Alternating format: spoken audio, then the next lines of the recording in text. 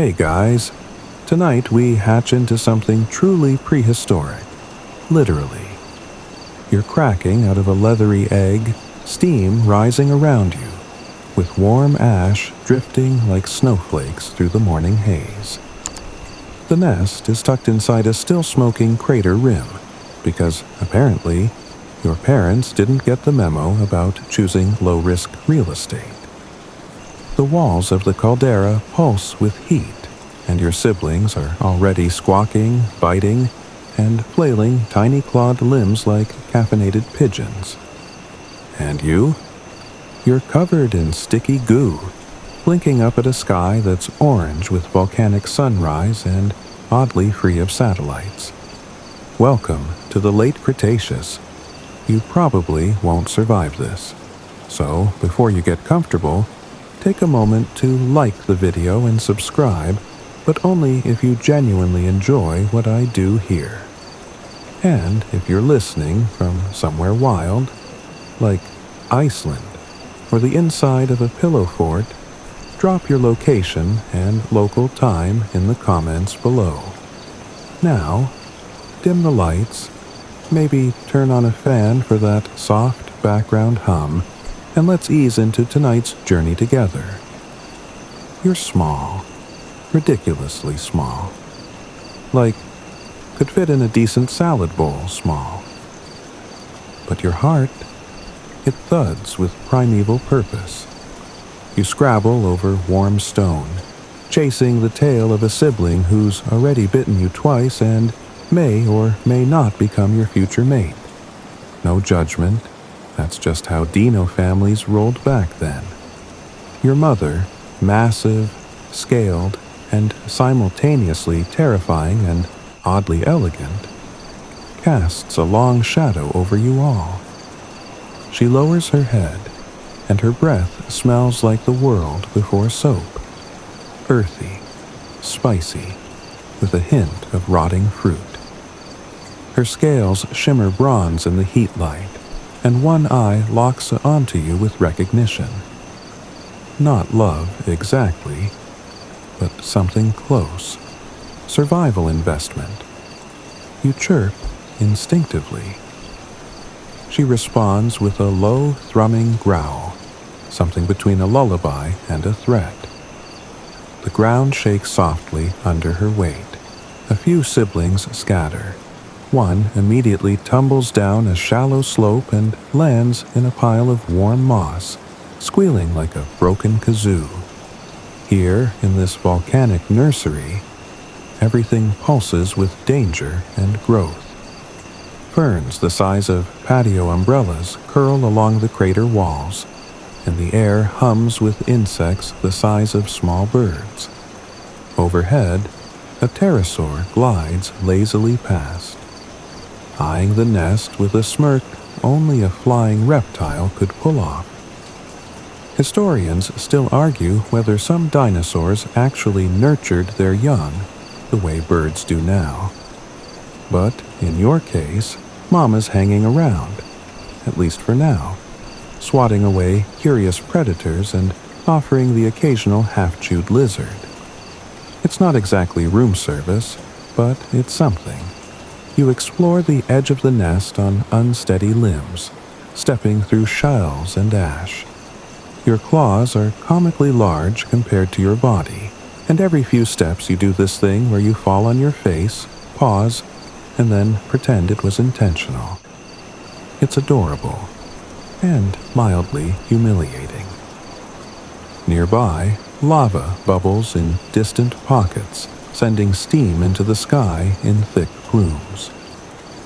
The volcano isn't erupting yet, but it complains constantly. Groans, hiccups, that kind of thing. There's something reassuring about the sound. It's the pulse of the Earth's core, a reminder that this planet isn't exactly a safe place for anyone, least of all a baby dinosaur.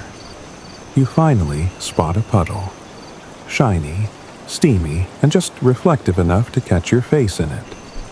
You see wide eyes, a stubby snout, a tuft of proto-feathers, and a gloop of eggshell still clinging to your head like a terrible party hat. You give yourself a headshake. It doesn't help. Fringe researchers once suggested dinosaurs might have had excellent color vision, even better than ours.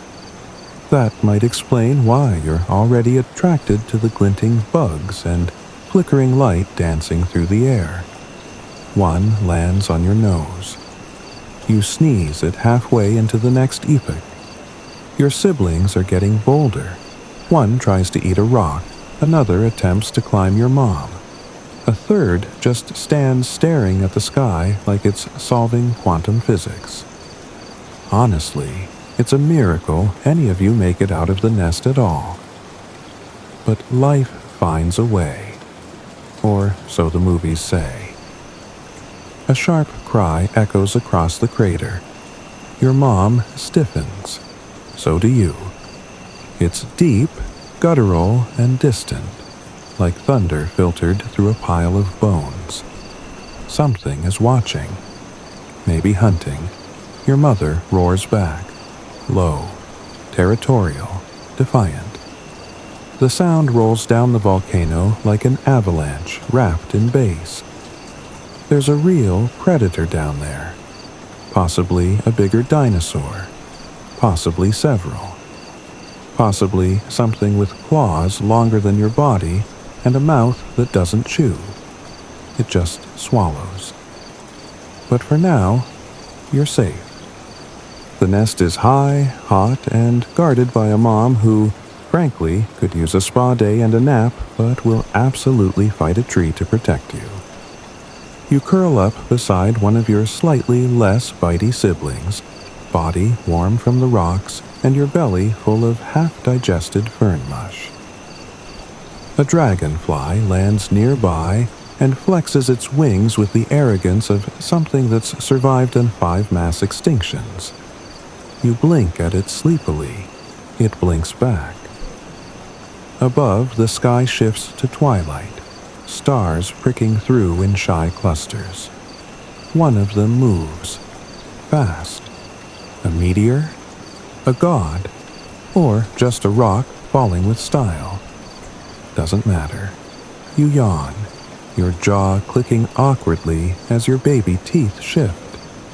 The volcano hums beneath you, and your mother breathes slow and deep beside her slumbering brood. Tomorrow, you'll walk. Tomorrow, you'll meet the forest. But tonight, you're safe. Small, yes, but here, and that's enough. Morning doesn't arrive so much as explode. The volcano, still moody from yesterday's minor tantrum, belches a column of steam skyward, with a sound like a dragon clearing its throat. You jolt awake, momentarily tangled in a sibling's tail, and instinctively scrabble to your feet. Your legs are longer today. Not by much, but just enough to make walking less of a cartoon disaster. You wobble with purpose now. You've got things to do, like not die, mainly. Today is the day you leave the nest. Your mother lowers her snout to nudge each of you forward, like a scaly crossing guard herding a class of fire-breathing toddlers. She growls softly and starts down a winding trail of cooled lava rock. You and your dozen siblings stumble after her, the hot breeze playing with the downy tufts along your neck. The air outside the crater is different, cooler almost. It smells like wet leaves and promise. Giant ferns unfurl along the path, their broad fronds trembling slightly as you pass. The light is soft, filtered through a green canopy so dense it's practically its own continent. Welcome to the fern forest. This place hums. Not metaphorically, it literally vibrates with the buzz of ancient insects and distant stops. You pass a patch of mushrooms taller than you. One of your siblings tries to eat one, and is instantly sick, which is both tragic and hilarious. Nature's version of a prank, really. Historical records from fossilized spores suggest forests like these were incredibly biodiverse. Some experts believe this region once spanned hundreds of miles, rich with everything from horsetails to cicades to terrifying lizards that looked like walking fish tanks. Historians still argue whether this kind of underbrush helped accelerate dino evolution or simply made for great hiding places for things that liked to bite ankles. Speaking of biting, you freeze. There's movement. It's slow, deliberate, a rustle of leaves where no breeze blows. Your mother pauses too. Her head tilts, her tail stiffens, and then, snap, a long, thin snout flashes out from the underbrush, teeth gleaming like tiny knives. A reptilian creature, not quite a dinosaur, more of a bitter cousin, lunges at one of your siblings. Your mother reacts instantly. One swipe of her tail sends the predator flying into a tree, where it slinks away with a bruised ego and likely a few missing teeth. You stare, heart hammering, realizing this world doesn't do safe zones. After the adrenaline fades, you start to see beauty again. Moss carpets the ground in luxurious mounds. Vines hang like sleepy snakes from towering trees. Beetles with shells like gemstones click and clatter across fallen logs. And overhead, distant birds, probably proto-birds really, chirp with voices that sound suspiciously like gossiping ants. There's a pond nearby. You approach it, eyeing the still surface like it owes you money. The water is dark, mirror-like. You lean in. Your reflection wobbles, then disappears as something huge glides just beneath the surface. A fin. A shadow. Gone. Yep. Absolutely something lives in there. According to fringe theories, some dinosaur species could recognize individual water holes and associate them with danger, which makes sense. You've already decided this one is cursed and deserve a sticker for your survival instincts. Your mother herds you onward, deeper into the forest. The ferns get denser here, pressing in from both sides like curious strangers on a crowded bus. The ground is soft and spongy, littered with old bones, colorful fungi, and the occasional ancient footprint that looks suspiciously like yours, but bigger. Much, much bigger. You pause at one print. It's the size of a bathtub. Maybe a cousin. Maybe a future version of yourself. Or maybe something that would eat you without even realizing you were food. Somewhere to your left, something shrieks. Not a predator. More like a tantrum with wings. A juvenile pterosaur crash lands through the canopy, squawking and flapping. Your mother growls in its direction, unimpressed. It flutters away, shedding dignity like molted feathers. You finally make it to a clearing. Sunlight pours down in golden columns, warming your back and highlighting the microflakes in your baby scales. You stretch your limbs, awkwardly mimic your mother's regal pose, and let out a sound you think is a roar. It's more of a sneeze mule combo, but hey, every legend starts somewhere. Your siblings are rolling in the moss, playing tug-of-war with a vine, or just standing around looking confused. You, however, start exploring the edges of the clearing. There's something about solitude that calls to you already, even if you don't quite understand it. The desire to learn the forest's secrets. To know which ferns taste sweet and which give you hallucinations about singing ammonites. You nibble a leaf, spit it out immediately. Disgusting, but good data. And just then you see something glint in the distance. Through the ferns, half buried in the mud, is a fossil. You don't know it's a fossil, of course, but your gaze lingers on it. A massive, curved rib cage, bleached white by the sun. Once part of a titan. Now, food for moss and time. And for a moment, just a moment, you feel very, very small, but also alive. The forest isn't kind, but it's honest. Everything eats, everything flees, everything changes. And you're just beginning. The next morning, the forest seems quieter. Not peaceful, just watchful. Like it's waiting to see if you're smart enough to survive another day. You wake, tucked against a pile of siblings, your belly warm from the moss and your nose cold from the damp air. Your mother is already up, prowling the edge of the clearing with slow, deliberate steps. And that's when you hear it. A sound like breathing, but wet, sloppy, gurgling. Your head lifts. You blink hard, trying to adjust to the light. The sun is slanting through the canopy now, illuminating the way the fog curls off a nearby waterhole. Not the pond from yesterday. A new one, deeper, darker, still as glass.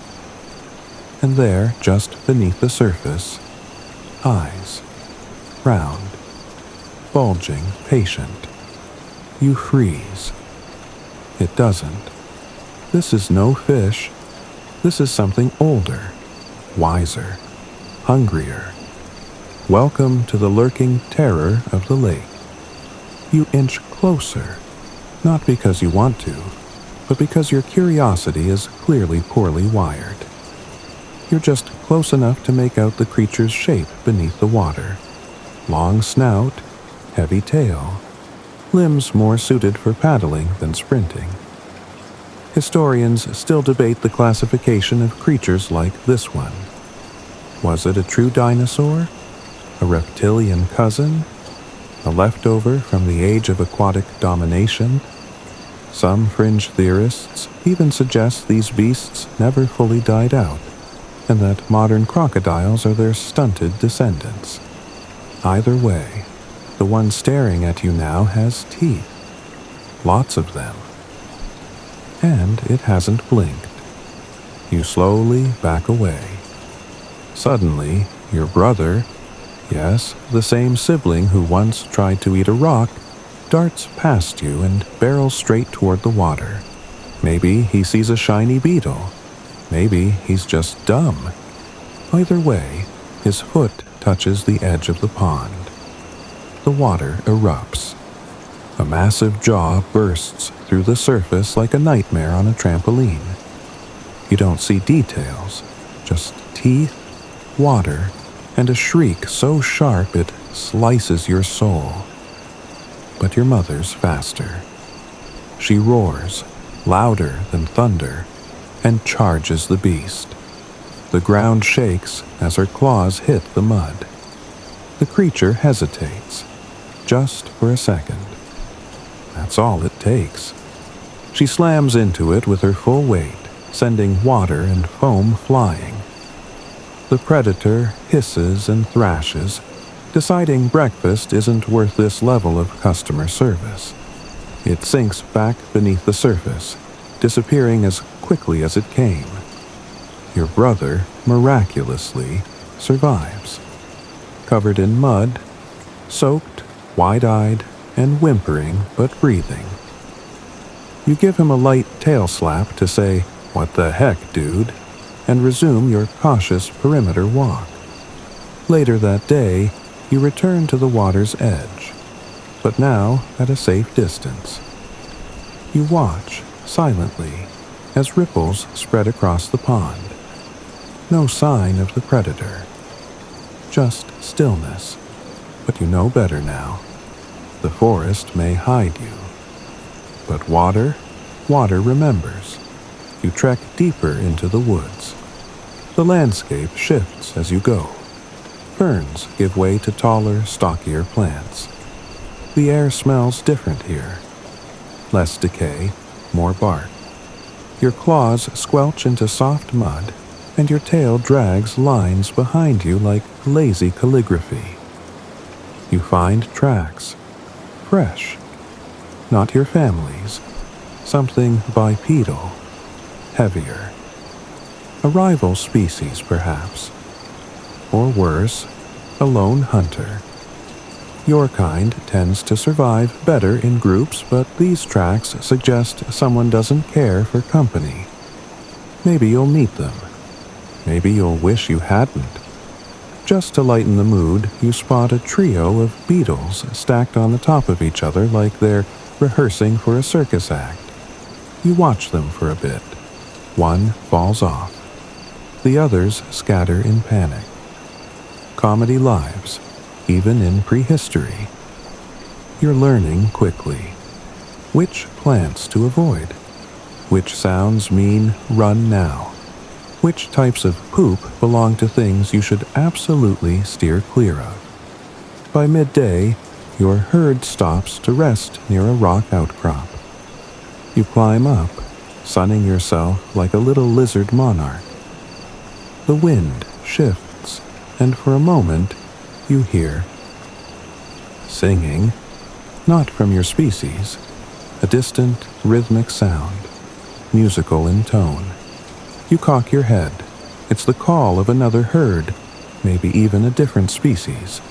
Communication across miles through vibration and pitch. Some paleontologists believe certain dinosaurs used low-frequency sounds to talk long distance, the way whales do today. Others think these songs were territorial warnings, like, "Back off, this fern patch is mine." You hum quietly, testing your own voice again. It's still halfway between a honk and a cough, but it carries well. A few of your siblings echo you, forming a makeshift choir of chaos. But even as you play, the image of that water predator haunts you. The glint of teeth, the patient stillness before the strike. You realize now that stillness can be just as dangerous as movement. A lesson etched in mud and breath. As the sun dips low, casting long shadows across the forest floor, your mother leads the herd toward higher ground. She doesn't explain why. She doesn't need to. The lake is behind you. But the danger never really leaves. That night, you dream of water, of silence, of waiting eyes. By now, your legs have caught up with your ambition. You run, not just stumble, through the underbrush, bounding over mossy stones and ducking beneath fern fronds like a scaled parkour enthusiast. It's exhilarating, terrifying, freeing. You're no longer a waddling fluff ball with claws. You're a dinosaur with momentum.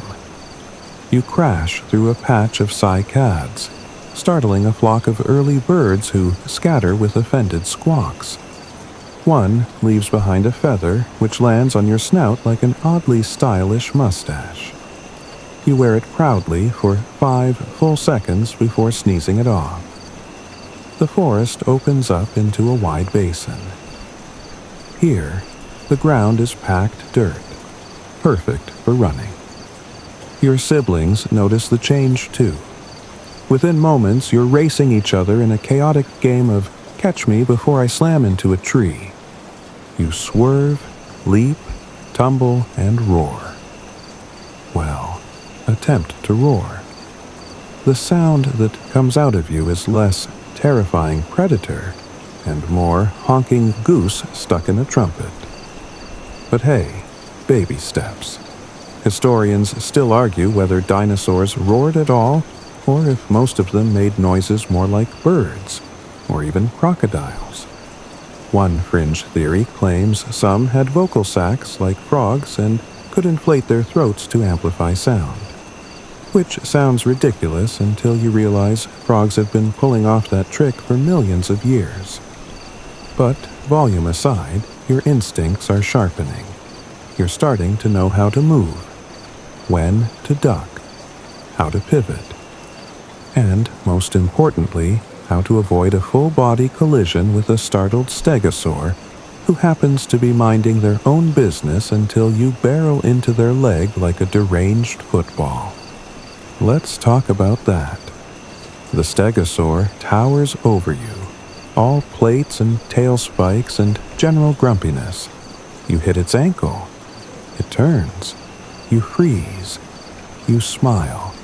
Innocently. It blinks. You blink.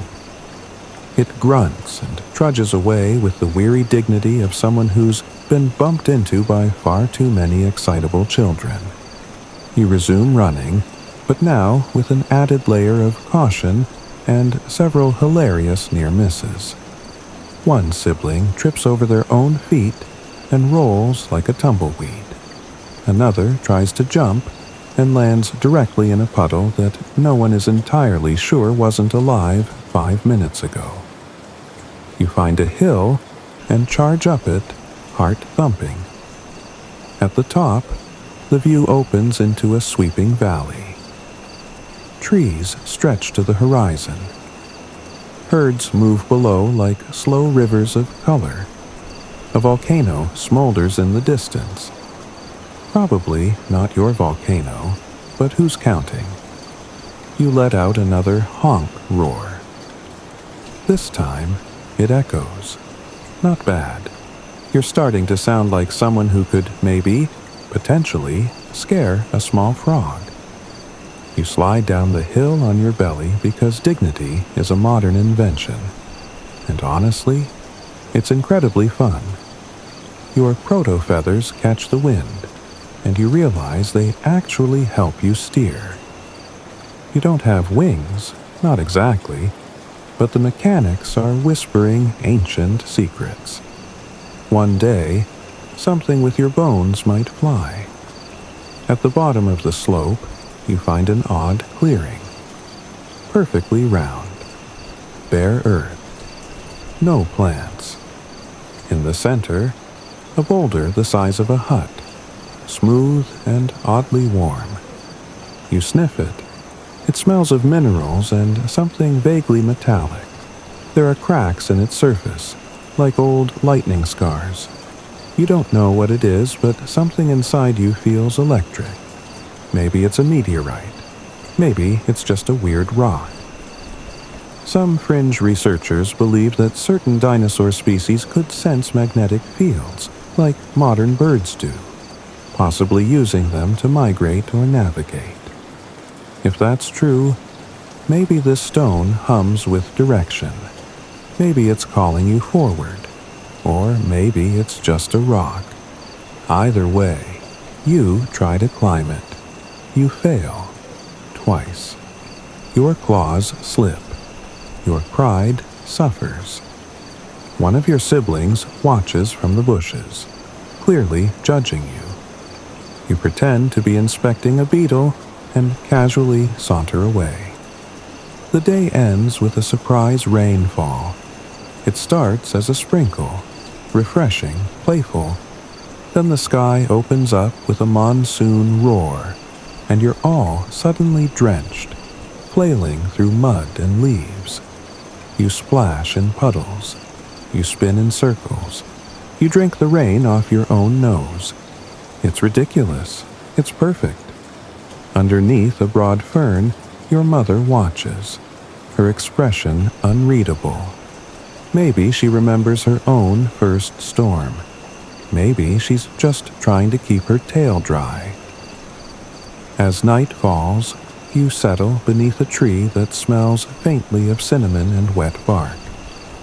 Your muscles ache in a good way. Your claws are caked with mud, and your tail twitches with every dream. You've run. You've roared. You've made a complete fool of yourself and somehow survived. That's what growth looks like. Somewhere in the distance, thunder grumbles. You snort softly, as if to say, "Bring it." The sky is still bruised from the storm when the tremors start. Not the usual distant thuds of big dinosaurs stomping around in oversized sandals. No, these are deep, rhythmic, like the heartbeat of something ancient waking up for the first time in centuries. You stir, half asleep beneath a fern that's now more puddle than plant. Your siblings are restless, and even your mother is alert, eyes scanning the darkened sky. Then it comes, a flash of light. No, not lightning, it's different, cleaner, sharper.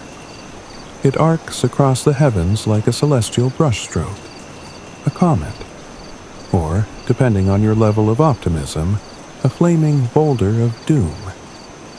It vanishes behind the horizon, but the silence it leaves is louder than thunder. Welcome to storm season and the falling sky. Your mother begins moving. Fast. No more leisurely herding. This is purposeful. Urgent. She lets out a short, commanding roar. You all follow. Rain still drips from the canopy above as you march through knee-deep mud. The air is thick with ozone and something else, something dry, like scorched dust. The animals are acting weird, too. A herd of hadrosaurs stampedes across your path without even honking a hello. Birds, actual birds now, scatter from trees in panicked flocks. You glance back at the sky, which is now turning a strange shade of violet gray. It flickers, once, twice, with bursts of light that aren't lightning. And then you hear it. A distant boom, followed by another. The ground jumps under your feet. You trip, roll, and come up coated in more mud than dignity. One of your siblings faceplants next to you. Neither of you laughs. This time, it's not funny. Historians still argue whether the events leading up to the dinosaurs' extinction happened over days, months, or years. But some evidence suggests there were warning signs. Massive storms, climate shifts, strange objects falling from the sky. One fringe theory claims the world actually tried to reboot itself several times before the final impact did the trick. You don't know any of this, of course. You just know the forest is no longer your friend. The once familiar paths are flooded. Fallen trees block the way. A swamp that used to be a gentle trickle is now a roaring river. Your mother roars again, and you all change direction, heading uphill toward higher ground. Lightning flashes. This time, it is lightning, but it's horizontal, stretching across the sky like a giant crack in reality. You instinctively duck. Your scales tingle. Suddenly, a tree bursts into flames. It doesn't fall. It just stands there, burning, like a torch held up to the heavens. You stare. The fire dances in the rain, steam hissing from its bark. You should run, but you don't. Because behind the fire, through the rising smoke, you see something impossible. Figures. Tall. Thin. Walking on two legs. Not like your mother. Not like you. They have fur, or maybe clothing. They hold objects that glow. They're drawing. On a stone wall not far from the burning tree, they etch shapes. Dinosaurs, stars, comets, like it's a message only time will understand. They don't seem to notice you. Or maybe they do, and they just don't care. Some researchers believe that early mammal ancestors observed the end of the dinosaurs, huddled in caves while sketching crude memories on stone. Others think this is pure speculation, but hey, you just saw it happen. So, who's to argue? You back away, heart pounding. Your herd has moved on without you. You race to catch up, your legs moving faster than they ever have before. The storm howls behind you, and the smell of sulfur thickens in the air. And then, boom! The ground heaves, like an ocean wave frozen in dirt. Trees sway, rocks tumble. Somewhere behind you, the burning tree finally collapses with a hiss. You don't look back. By nightfall, the storm has passed, but the silence is worse. The forest is scarred. Some ferns lie flattened. Insects crawl in endless lines across muddy paths, trying to rebuild their broken kingdoms. A dead fish sits 3 feet up in a tree branch. Don't ask. You huddle close to your siblings. Your mother watches the horizon, unmoving, as if waiting for a second comet. You drift into sleep with your claws twitching and your dreams full of fire. And in the distance, beyond what any dinosaur can see, the sky still burns. The moon is a pale scar in the sky when your mother begins to move again. No waiting for the sun this time. No soft stretches or breakfast ferns. She growls low in her throat, a sound that rattles your ribs and sends your siblings scurrying into formation. Even the sleepy one, who usually tries to nap through emergencies, bolts upright like he's just remembered where he left his tail. Tonight, you migrate. Not just a casual wander. This is a true journey, a purposeful crossing.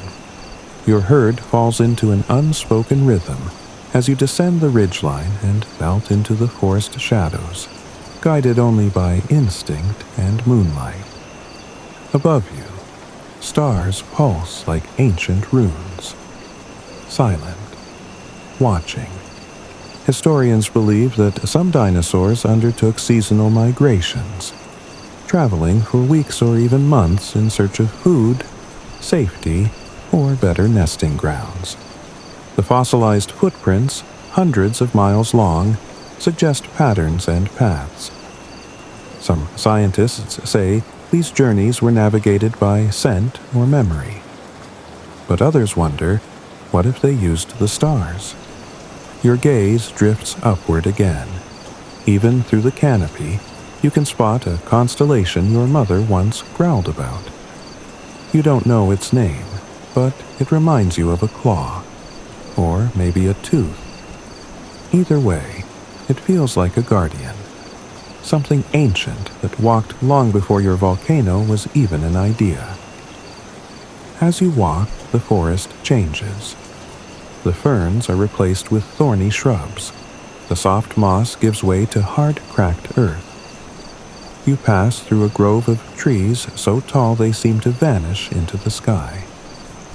One leans dangerously to the side, scarred by the storm, its bark shredded like paper. And then, suddenly, open space.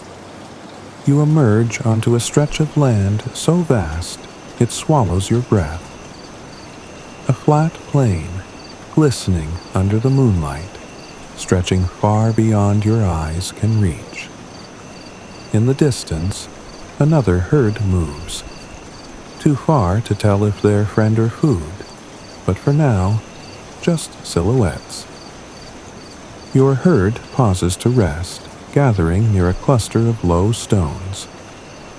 They radiate heat from the day, offering warmth against the night chill. You curl beside your mother, your tail twitching with residual nerves. That's when you hear it. Again. Drumming. Not the deep, natural rumble of thunder or footsteps. This is faster, repetitive, like claws tapping rhythmically on wood. You look around, confused, and then, near the rocks, you spot them. Footprints. Not yours, not your family's. Smaller, narrow, deliberate. They form a pattern, circular, as if something stood there and turned around. Again and again. And nearby, on the surface of one stone, a strange smear. Red. It smells metallic, sharp, not like blood, more like iron. One of your siblings walks over, licks it, makes a face like he just licked an angry battery, and backs away. Fringe theories have suggested that some early mammals used red ochre, yes, actual pigment, long before humans did, either for marking territory or some kind of proto-ritual. Others argue that's impossible. But here, in the cool glow of the night, that smear feels like a message, or a warning. You don't dwell on it long. The herd begins moving again, slower now. Fatigue nips at your limbs, but something pushes you forward. Maybe it's the stars. Maybe it's the memory of that flaming sky. Or maybe it's the silent pact every dinosaur shares. Keep moving, or die. You cross a shallow stream. The water reflects your face again, older now, taller. Your snout has lengthened. Your legs are leaner. You look more like your mother, less like prey. But your reflection is not alone. A second face appears beside it. Quick, sharp, feathered. You spin. Nothing, just leaves. You move faster after that. The herd reaches the edge of a ravine. Narrow, steep, and unexpected. You almost tumble into it, skidding to a stop just in time. Below, the earth glows faintly, as if lit from within by veins of fire. Maybe magma, maybe something stranger. Historians still argue about the geological volatility of the late Cretaceous. Some claim the land was in constant upheaval. Volcanoes birthing new mountains overnight, valleys collapsing like trapdoors. Others think that's a bit dramatic. But standing here, staring into the glowing pit, you suspect the dramatic ones were right. Your mother finds a narrow path along the ravine's edge. Single file. One slip, and you're a memory. You place each claw carefully, heart pounding in your throat. Behind you, one of your siblings sneezes and nearly falls. You grab his tail. He growls at you. You don't let go. At last, you reach the far side. The ground here is firm, cooler. You step onto a stone platform shaped almost like stairs, unnaturally regular. You pause. Is this natural? A wall of rock looms nearby, and on it, faint carvings. Not drawings, marks. 3 slashes, repeated, aligned perfectly with the stars above. You don't know what they mean, but you remember them. Later that night, you settle beside a dry riverbed. The wind hums a lullaby through the trees, and your dreams are filled with constellations that whisper names you've never learned. You're still migrating. But now, it feels like you're chasing something older than survival, something written in the stars. The air is different here, not just cooler, but heavier, like it's been holding its breath for 1,000 years. You wake up slowly, still curled in the dirt near the dry riverbed. Dust clinging to your scales. Around you, the herd stirs. Your mother is already up, watching the horizon with the kind of expression that says she's seen weirder things than yesterday's red-stained rock. Your siblings are quieter too. Even the twitchy one isn't flinging himself off logs today. You stretch, arching your spine like a sleepy cat, and blink toward the trees. They're wrong. Not bad wrong, just unfamiliar. Narrower trunks. Leaves shaped like blades. Some sort of moss that smells like mint and wet coins. You lick it. Immediate regret. The path ahead narrows into a gorge carved through stone, and your mother doesn't hesitate. She plunges in, tail swaying like a metronome. You follow, your claws clicking on the smooth, worn rock. That's when you see them. Drawings, not just scratches this time. Full-blown cave paintings. Dozens of them, splashed across the walls in ochre and ash. Dinosaurs, like you, others not like you. And among them, stranger figures, two-legged, hairless, holding sticks that spit fire, huddled around glowing shapes, always watching. You slow to a crawl, staring up at the images. One figure is drawn over and over. Long arms, glowing eyes, surrounded by curved lines that might be flames. Another is curled beneath a sleeping dinosaur, your species, judging by the snout, and marked with what could be symbols, language, or decoration. Historians still argue whether early mammals were capable of symbolic art during the dinosaur era. Mainstream science says no. But then again, mainstream science never stood in a gorge full of glowing graffiti and got the uneasy feeling it was being read. Your herd doesn't stop to admire the art. You're the last to leave the gorge, half dreaming, brain buzzing with images that aren't entirely yours. The forest opens again, and you emerge into a strange, smoky basin. The air smells like burned leaves and damp fur. You glance up and lock eyes with something that should not be here. It's small, upright, bipedal. No scales, no feathers. It's furry, and holding a torch. It sees you.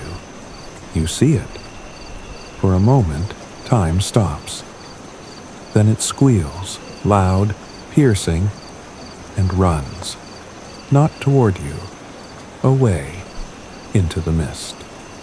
Behind it, more appear. Creatures with round eyes, long tails, and paws made for climbing. They scatter into the underbrush like shadows fleeing the light. You don't chase them, you just stand there, heart drumming against your ribs. Some fringe theories suggest mammals interacted with dinosaurs in more complex ways than simple predator-prey dynamics. Some even say early mammals observed dinosaurs, studied their patterns, and built survival strategies around them. A few bold thinkers whisper about cohabitation, brief moments when species met, locked eyes, and moved on. You've just lived that theory.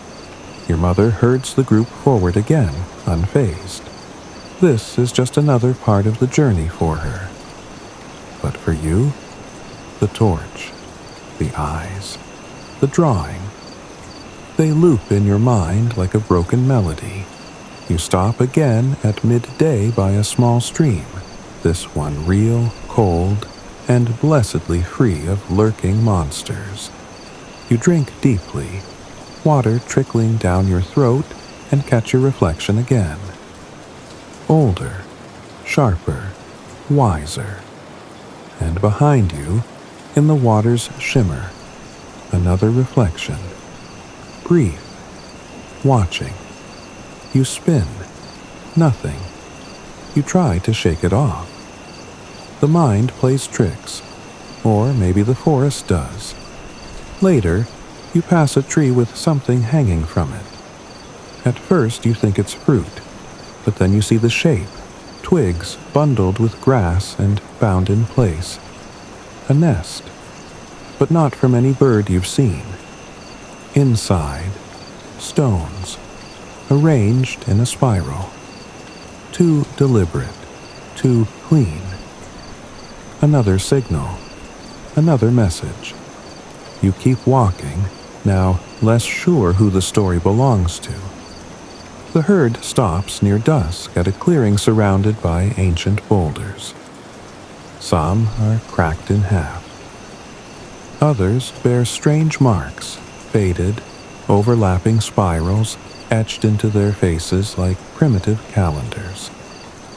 One sibling tries to lick one and sneezes violently for 10 minutes. You sit near a stone that's cool to the touch. It hums faintly beneath your claws. You close your eyes. And in the stillness, something changes. Not in the forest, in you. You remember the torchlight, the drawings, the spiral in the nest. You remember being watched. And for the first time you wonder, are you the dinosaur in someone else's bedtime story? The next morning arrives not with sunlight, but with a sound. A low, distant boom, like the sky trying to cough. You open your eyes slowly, the earth vibrating beneath your belly. Your siblings are already awake, shifting nervously. Your mother stands still, rigid, ears twitching, nose lifted toward the breeze. She doesn't roar, doesn't move, just listens. So do you. Another boom, closer this time. You climb onto a rock for a better view and spot it. Not a predator, not a volcano. Something worse. Smoke. A thick black line cutting across the sky far to the west. Like the world itself was split open and is now bleeding shadows. The air tastes like metal and panic. You're about to witness what ancient scholars might call a biome event. Historians suggest large-scale wildfires were a regular part of dinosaur ecosystems, often caused by lightning strikes or volcanic ash. But some fringe theories speculate that during the end days of the Cretaceous, fires grew bigger, uncontrollable, perhaps triggered by atmospheric changes no one could yet explain. Whatever the reason, one thing's clear: you have to move. Fast. Your mother turns, letting out a short, clipped grunt. The signal's clear. Go. Now. The herd takes off, legs thudding against the dirt, tail streaming behind like primitive flags. You follow, your lungs tightening with every breath. The air thickens, the sky darkens. The wind begins to howl with a voice you've never heard before. Ancient, angry, unstoppable. As you run, the forest begins to change again. Plants you knew by scent are suddenly charred. Trees blackened. Some of the underbrush is already burning. Small, sputtering flames licking up the stalks like they've been waiting for this moment forever. You leap over smoking logs and duck under falling ash. A reptilian creature, a distant cousin, bursts from the brush, covered in soot, eyes wild. It doesn't stop to threaten you. It just runs. That's when you know. This isn't survival of the fittest anymore. It's survival of the fastest. You race beside a sibling, the wind tearing through your proto-feathers. Somewhere behind you, something collapses with a sound like a world exhaling. You don't look back.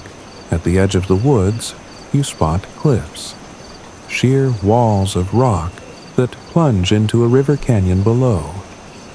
The water is wild, frothing white and full of floating debris. There's no bridge, no safe passage. Just one choice: jump or burn. Your mother doesn't hesitate. She charges forward, claws pounding the cracked earth. At the last moment, she leaps, flies really, in a way only something that doesn't belong to gravity can. Her massive body arcs through the smoke and vanishes from sight. You reach the edge, heart hammering. And jump. The air rushes past in a roar, hot and gritty. For a moment, you are free, suspended between fire and flood, caught in that terrible, beautiful silence of choice. Then splash. Cold slaps your skin like a slap from a frozen tree. The current yanks you sideways, dragging you under, then throwing you up again like a toy. You fight, kick, claw. Not because it helps, but because you must. Your head breaks the surface. You gasp. All around you, siblings bob and struggle. Your mother is already paddling toward the far bank, guiding you with short, guttural growls. Her tail lashes the water like an oar. You follow. Minutes, or hours later, you crawl up the muddy riverbank, coughing, shaking, exhausted. The smoke is behind you now, a dark smear on the horizon. The forest you knew is gone. But something ahead shimmers. A field. Green. Impossibly green. Flat, open, peaceful. You collapse into the grass, panting. For the first time in days, the ground doesn't shake beneath you. The sky doesn't flash. The trees aren't whispering warnings.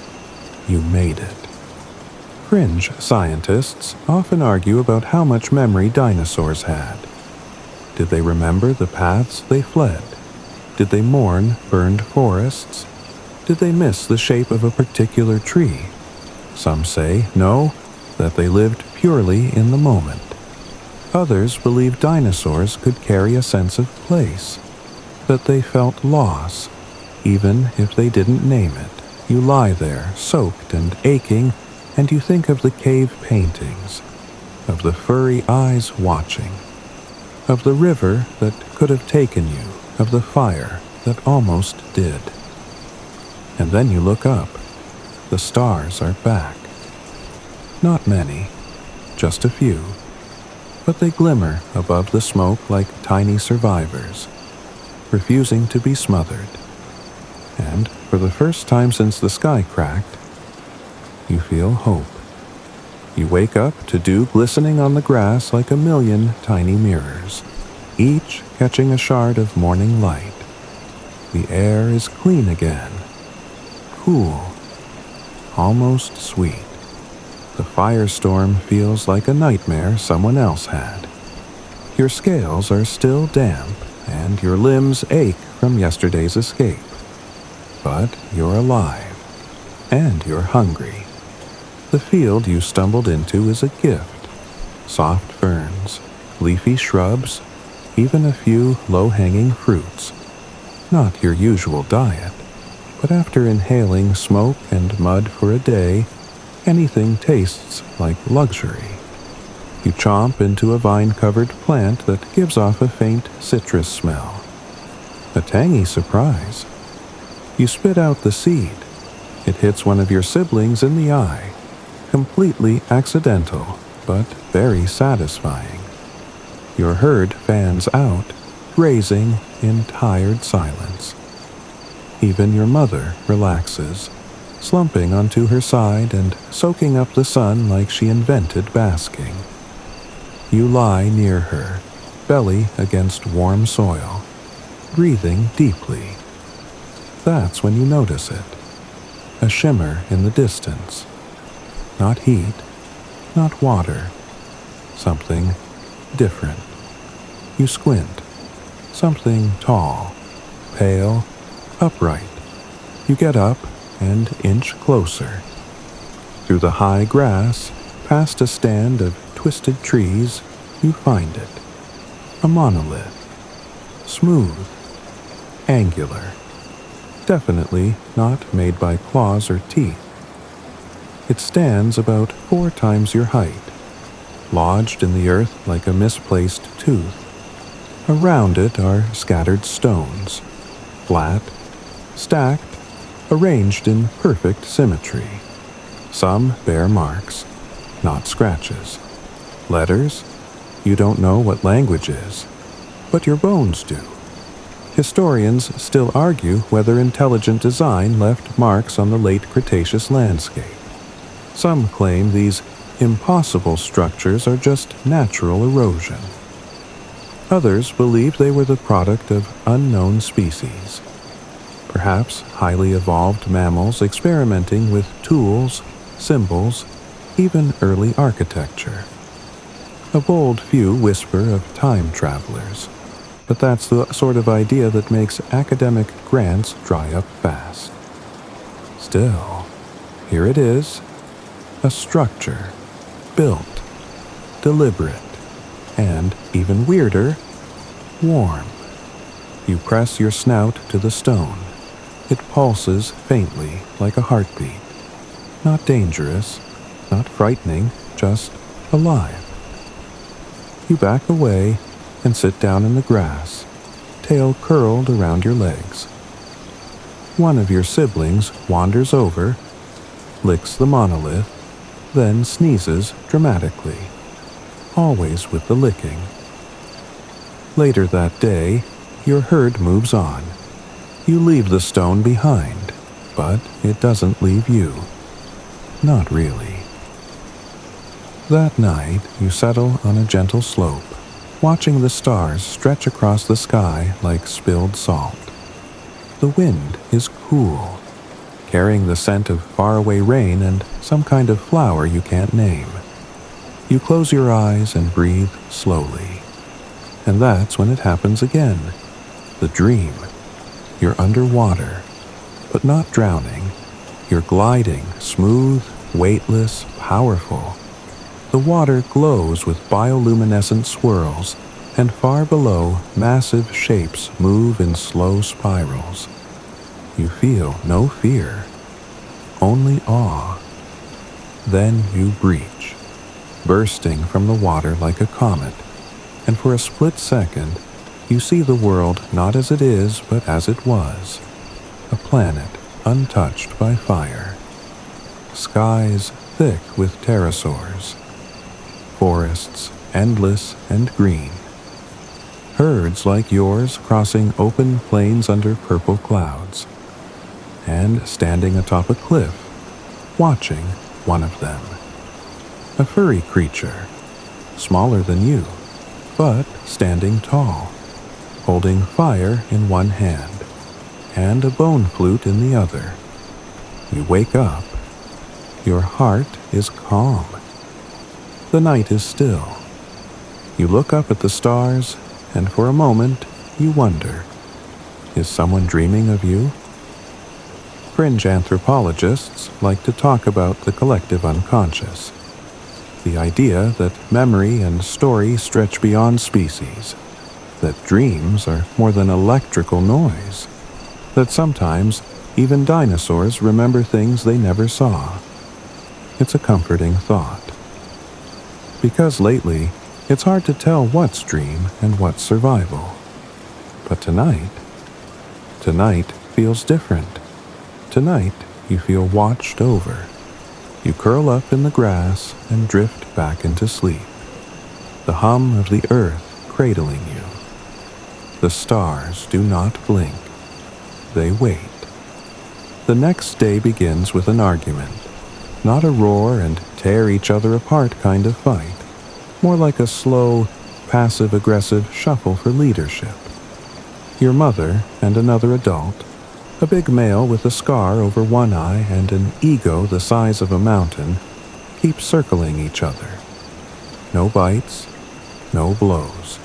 Just lots of huffing, tail posturing, and mutual glaring. You're not sure what triggered it. Maybe he wants to change direction. Maybe he thinks he saw a better path.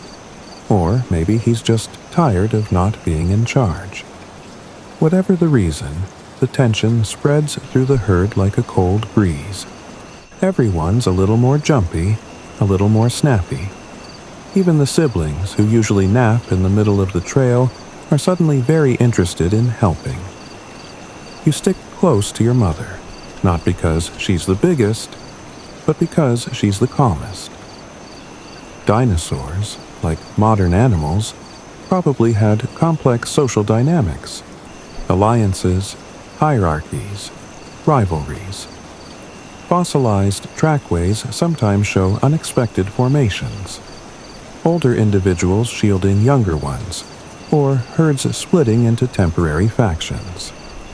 Some fringe scholars even argue that certain species developed forms of nonverbal governance, using movement and posture to vote, settle disputes, and decide migration routes.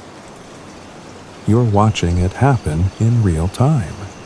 Eventually, the herd splits, not permanently, just enough to relieve the pressure. Your group veers left, toward a stony ridge that rises like a spine above the plains. The air here is cooler, thinner, and the wind carries a constant whisper. The ridge is odd, covered in flat stones shaped almost like tiles. Too smooth, too symmetrical. Some of them ring hollow when stepped on. Your claws click against them with an unfamiliar echo. You pause to investigate one of the larger slabs. It's marked. 3 parallel grooves etched in a shape that mirrors a star cluster overhead. Coincidence? Maybe. But even the birds flying overhead seem to avoid this place. You follow the ridge path until you find it. A circle. Massive stones arranged in a perfect ring. Some upright, some fallen. In the center, a bowl-shaped depression, overgrown with moss. It's quiet here, too quiet. Even your loudest sibling doesn't make a sound. You step into the circle, heart thudding, and feel it. A vibration under your feet. Steady, measured, like a drumbeat from the earth's core. You press your ear to the ground, yes, just like a prehistoric weirdo, and you hear it more clearly. A rhythm, ancient, faint, but there. Some researchers believe the Earth emits low-frequency sounds, known as microseisms, created by ocean waves or tectonic movement. Most animals can't hear them. But what if dinosaurs could? What if they used the planet's own heartbeat to guide migration, sense danger, or even communicate across herds? You sit in the middle of the ring, eyes closed, letting the hum fill your chest. Around you, wind stirs the moss. A leaf floats down, spinning like a lazy star. And then, laughter. Not from your herd, from the trees. You snap your eyes open. There, at the edge of the ridge. Those eyes again. Round. Curious. Watching. The small, furry creatures. Early mammals. One clings to a tree trunk, head tilted, like it's trying to understand you. Another crouches behind a stone, scribbling something onto bark. You rise slowly. Take a step forward. They vanish. No rustling. No panic. Just gone. You're not sure if you're imagining them anymore. The herd moves again, descending the far side of the ridge into a valley ringed with tall stones. You keep glancing back toward the circle, toward the feeling, toward the watchers. The valley is gentler, quiet. The grass here is taller, speckled with tiny blue flowers. Some of your siblings start rolling around like they've discovered the concept of joy for the first time. You try it too. It's surprisingly effective. You fall asleep that night under a blanket of stars, the ridge far behind, the humming stone ring still echoing faintly in your bones. And in your dreams, you dance, not run, not fight, dance. In a circle of light surrounded by watchers, while stars pulse above and the earth hums below. A ritual, or maybe a memory. The next morning brings fog, not the light, wispy kind that tickles your snout and makes everything look dramatic. No, this fog is thick, soup thick. You can't see your claws unless you hold them right in front of your face. The world is hushed, wrapped in a soft blanket of silence. Every sound, the drip of water, the rustle of grass, the snap of a twig, feels amplified. Closer. Your herd slows. The adults cluster together, heads low, tails swaying cautiously. Visibility is poor, and you can sense the tension crawling across everyone's scales. You stay close to your mother, even though your instincts itch to explore, to run, to vanish into the fog like a ghost with teeth. But something in your chest whispers, don't. You move slowly, your claws pressing into damp moss. Somewhere to your right, a sibling lets out a chirp. Not fear, not warning, just a nervous, I'm still here. You chirp back. The fog thickens. Shapes blur. The ground beneath you shifts from soft earth to something carved. You stop. Beneath your claws, a spiral. Faint, moss-covered, but unmistakable. The same spiral you saw etched into those stones. Here, it's been worn by time and weather, but it shouldn't be here. This is valley floor, not sacred ridge. Who carved it? Why? Historians still argue whether ancient landscapes were marked intentionally, if certain locations were special, long before modern religions defined sacred space. Some fringe thinkers suggest that natural energy lines, or ley lines, existed even in prehistory, and animals, especially large migratory ones, were drawn to them. Maybe you are too. You lift your head, the fog shifts, and there it is again, the silhouette. Small, upright, watching. It doesn't move, just stands there maybe 10 paces away, perfectly still. You can't make out its face, only the outline, the curve of a tail, the glint of firelight, again, that torch. You take a step forward. It disappears. Not runs, not hides, just vanishes, like fog swallowing a thought. You turn back to your herd, but they're gone. Your breath catches in your throat. Panic surges. You call out, short, sharp, urgent. A series of honks and clicks your family knows by heart. No answer. only echo. You turn in a slow circle. Fog, spiral, silence. You're alone. Well, not alone.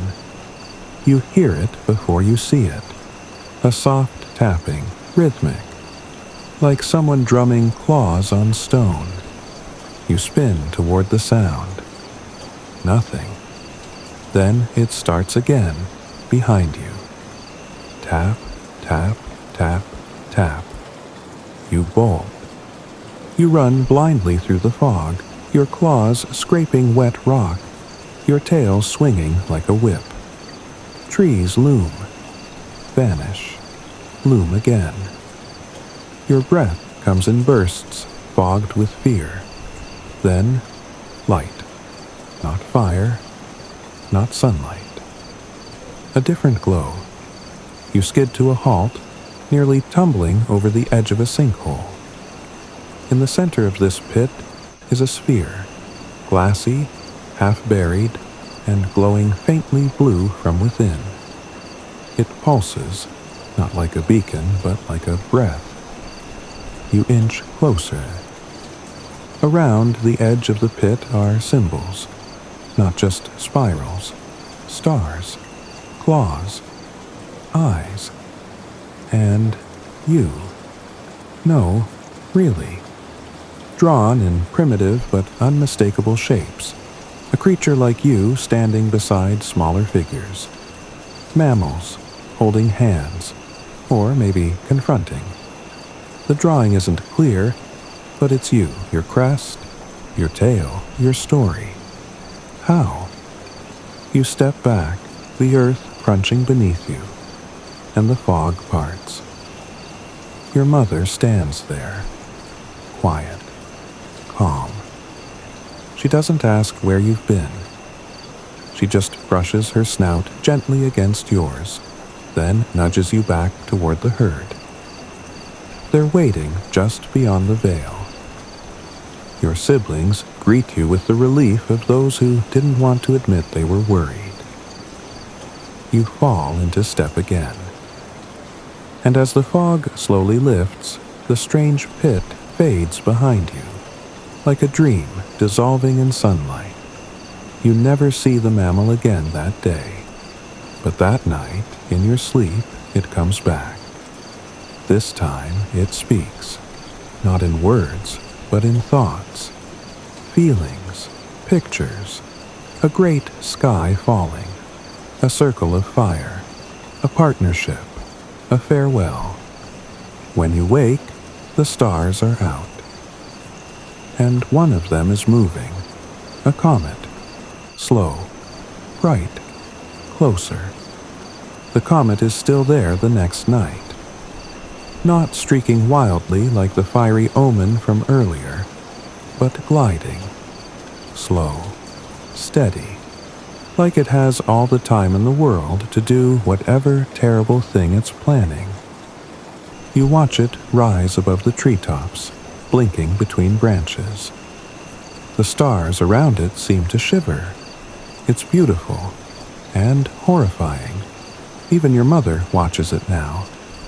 She doesn't roar, doesn't warn, but her eyes stay fixed on that one spot in the sky, like she knows what's coming and has accepted it in that unshakable dinosaur way, with quiet strength and a tail ready to slap whatever comes too close. The herd continues to move, slower now, not from exhaustion, but from something heavier, like the whole world is holding its breath. Even the plants seem quieter, less rustling, fewer birds. One morning, you pass a clearing filled with bones.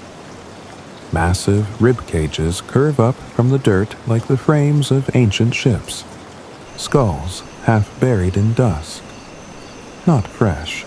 These creatures died long ago, but the sight sends a chill down your tail. A whole herd, maybe. Turned to stone, frozen in place. Fringe paleontologists argue whether certain bone beds were the result of natural disasters. Floods, volcanic eruptions, or even poison plants that affected entire groups at once. Others suggest that some species returned to the same place to die, like elephants do now. A form of burial, or remembrance. You and your siblings don't play near the bones. No one tells you not to. You just know. That afternoon, the sky changes again. Not clouds, ash. It drifts in quietly at first. Gray flecks, light as feathers. You catch one on your snout and sneeze. Another lands on your claw and doesn't melt. Then the light shifts. Everything turns orange. Not sunset orange. Strange orange. The kind of glow that makes shadows look like bruises and trees stand like ghosts. Your mother leads the herd to a rocky hill, the kind of place you normally avoid. Exposed. Windy. But now it feels safer than the forests below. From the summit, you see it. The comet. Huge now. It's still far, probably still days away, but it no longer looks like a star. It looks like a choice. You nestle beside a sibling, your scales dusted with ash, your eyes wide. Around you, the herd doesn't sleep. Not really. They just rest with eyes half open, tails twitching. Something is coming, and deep down you know, not everyone will survive it. You don't understand extinction, not as a concept, but your bones feel the edges of it, like a storm you can't outrun. You know what endings feel like. They buzz behind your eyes and coil under your ribs. Still, you're not afraid, because there's also something else. That hum again, that low, steady vibration in the earth. You lie down and press your ear to the stone. It's louder now, clearer. A rhythm, a message. You concentrate. It's not just random noise, it's music. Not the kind you dance to, but the kind that teaches. A song older than bones. A memory passed through time, creature to creature, like breath shared between generations. And in that moment, you see it again. Not with your eyes, with whatever part of you remembers. A circle of creatures, dinosaurs, mammals, standing under a fractured sky, sharing the same fear, the same awe, the same final dawn. And then, light, blinding, endless. You open your eyes. The vision fades, but the comet remains, still glowing, still coming. You look to your mother. She meets your gaze, nods once. The quiet kind of nod that means, we go forward anyway. And you do, because even at the edge of the world, dinosaurs still walk, still eat, still dream. The wind shifts.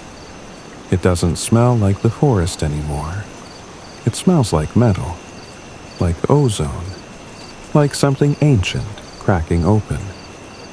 You wake up on a slope overlooking a plain gone eerily still. The grasses no longer sway. The trees barely whisper. Even the birds, those cheeky little things that always ruin the silence, are quiet, not gone, just waiting. Your herd moves slowly now, deliberate and careful. You sense something sacred in the pace. As if each footstep matters. As if this land remembers everything that came before and everything about to vanish. Far in the distance, a smoke rises in soft columns. Not fire, not yet, but ash, maybe. Dust from lands collapsing. and above it all, the comet. Now, a proper celestial bully, no longer a distant star. Its grown teeth, a glowing head, and a tail that stretches across half the sky. Fringe astronomers debate whether it was a single asteroid or a cluster that marked the end of your kind. The Chicxulub impact site in modern-day Mexico remains the smoking gun. But others suggest multiple strikes, like Earth was caught in a crossfire it never saw coming. You don't know the science, but you feel it in your bones. Something old is ending, and something strange is beginning. Around midday, the sky goes wrong again.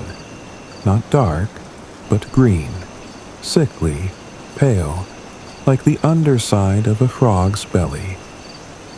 The wind picks up, carrying with it flecks of ash and the distant scent of sulfur.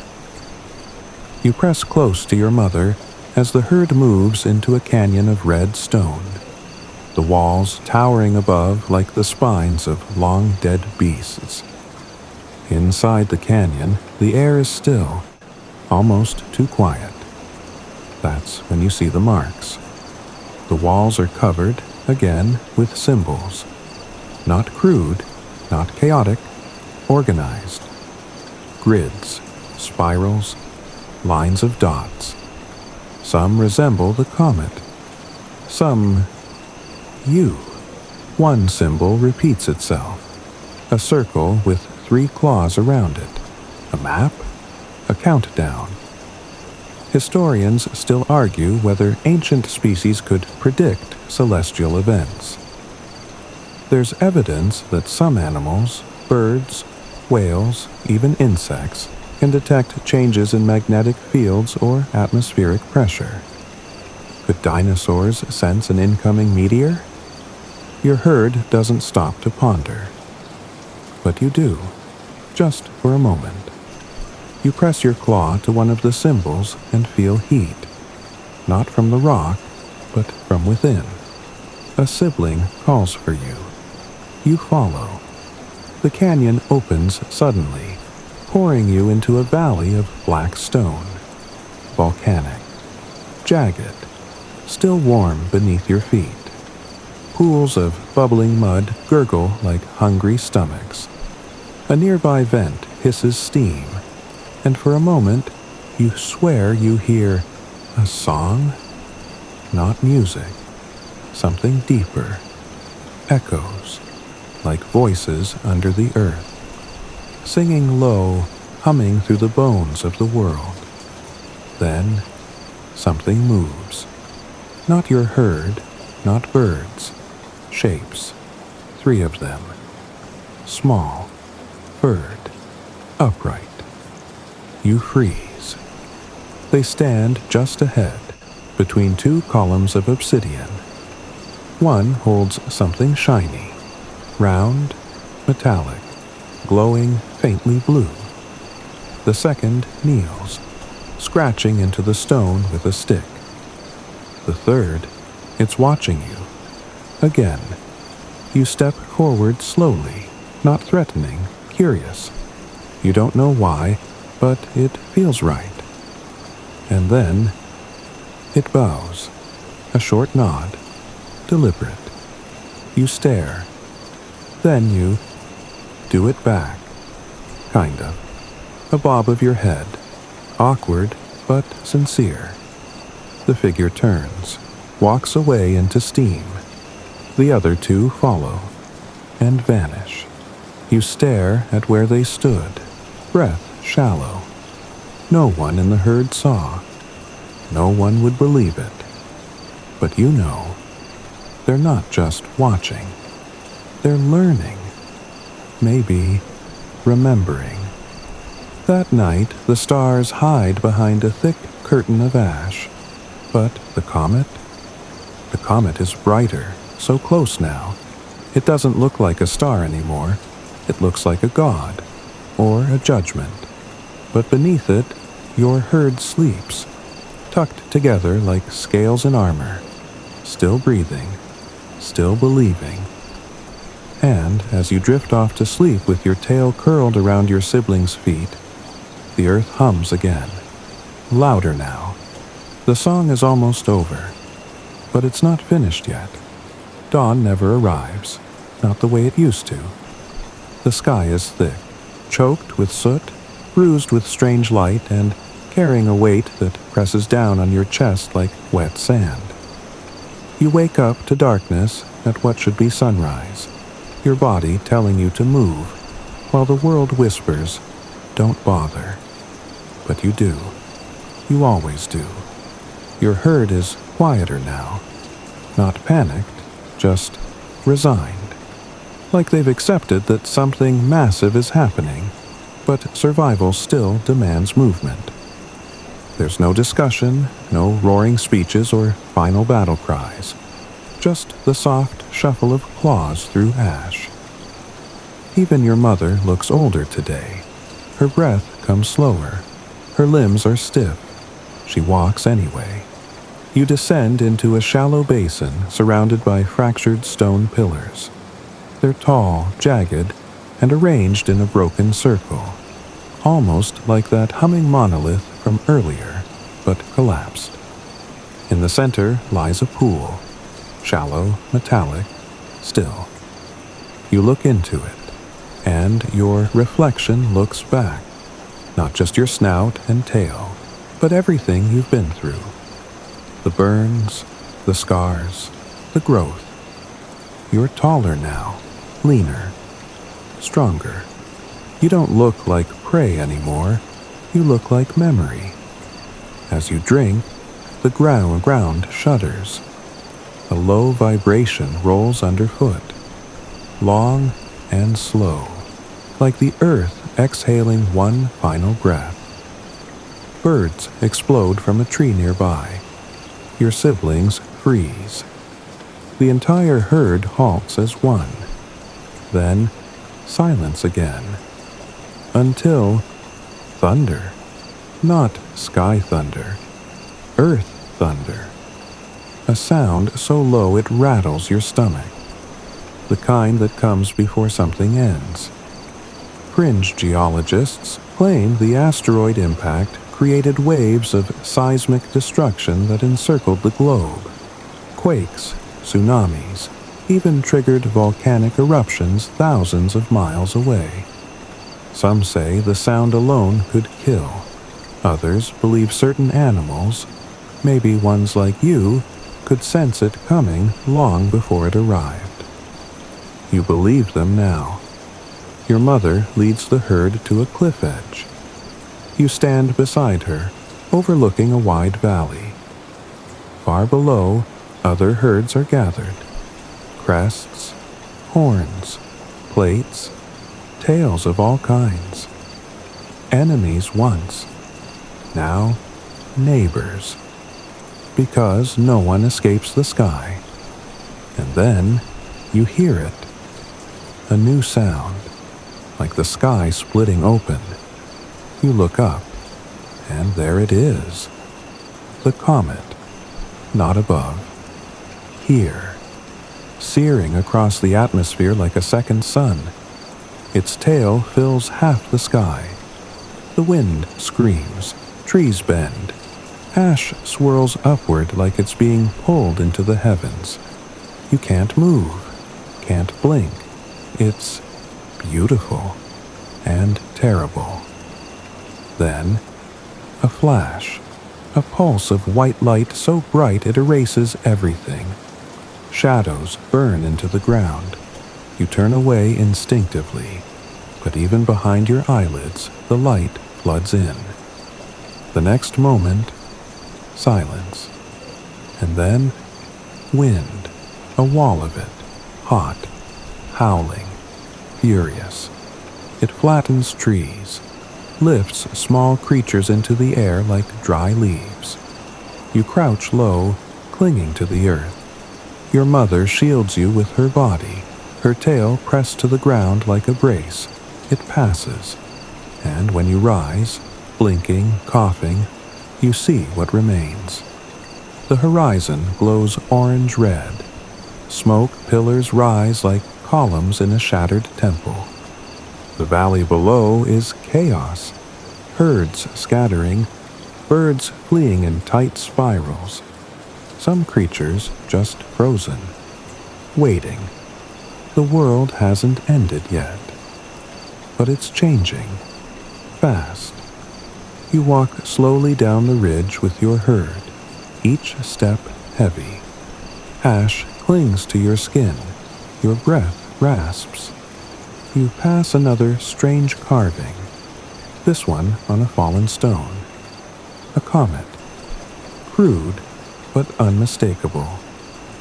Below it, two figures, one massive, one small, together, and under it, a single mark, a spiral. You stop, stare, and for the first time you think, maybe someone saw this before. Maybe someone knew. That night, you sleep with your face pressed to the ground, listening for the hum. It's still there, faint but steady. The song is still playing, you are still alive. You don't know how long you've been walking. The sun hasn't returned. The ash blocks it out, turning everything into a twilight memory. Days bleed into each other, soft and gray. Time itself feels like it's unraveling, thread by thread, leaving only motion behind. Still, your legs move.